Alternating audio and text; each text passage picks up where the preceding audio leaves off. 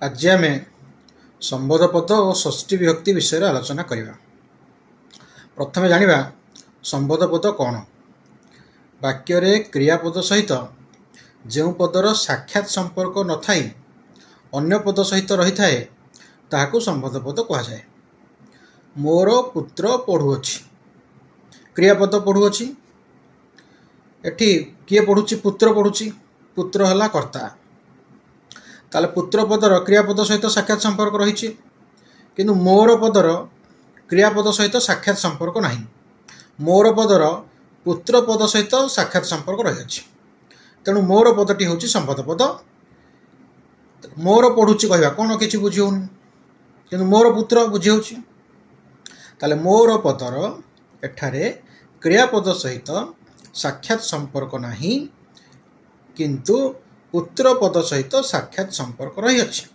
एणु मोर पदटी संबोध पद अटे। यही संबोध पद ठारे यही षष्ठी विभक्ति होता है। ट्रांसलेशन करवा।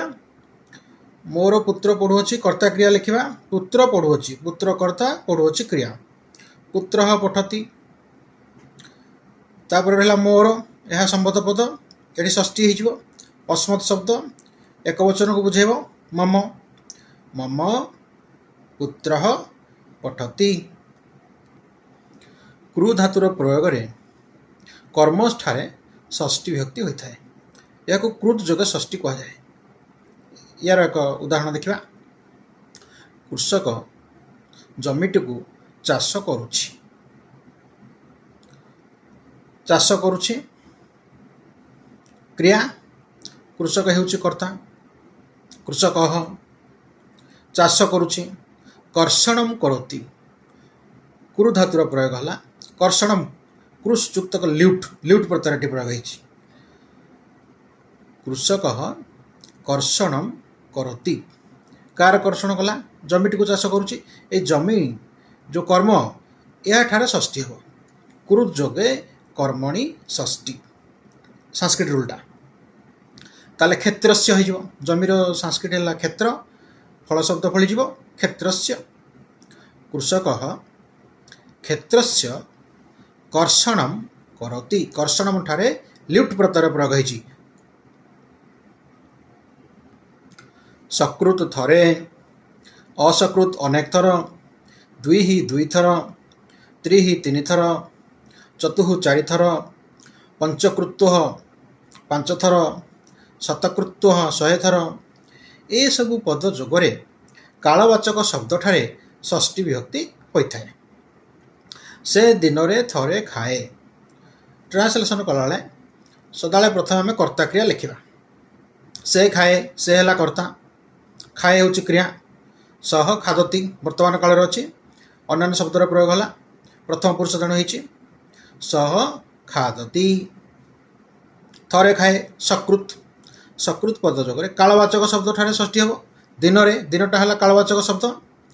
दिवसस्य, सह दिवसस्य सकृत खादति, असकृत खादति, द्विहि खादति, त्रिहि खादति, चतुः खादति, पंचकृत्वः खादति।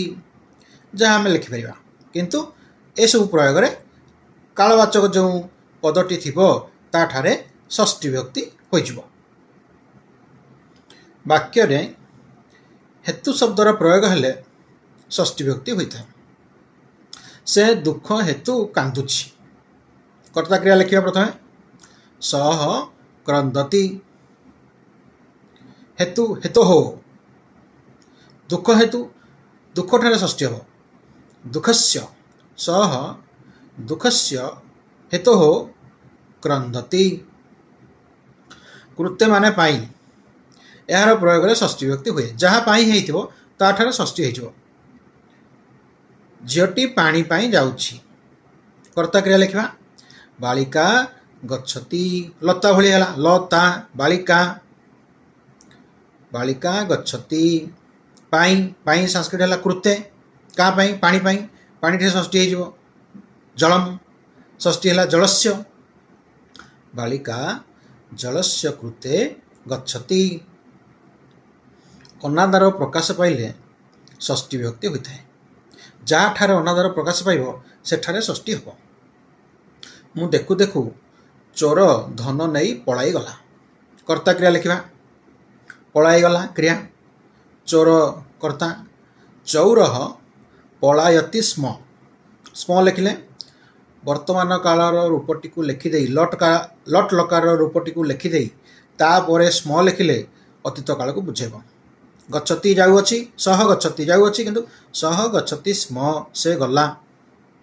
सह पढ़ुअछि सह पठति सह से पढ़ुअछि सह पठति स्म से पढ़िला। चौरः पलायति चोरटी पलाउअछि चौरः पलायति स्म स्म लिखिदेला माने अतीत को बुझेब। चोरटी पलाई गला। धन नहीं नहीं हम नित्वा त्वा प्रत्यय प्रयोग है गम त्वा गत्वा कृत्वा कृत्वा नि धातु त्वा नित्वा कौन है ना धन कर्म धनम।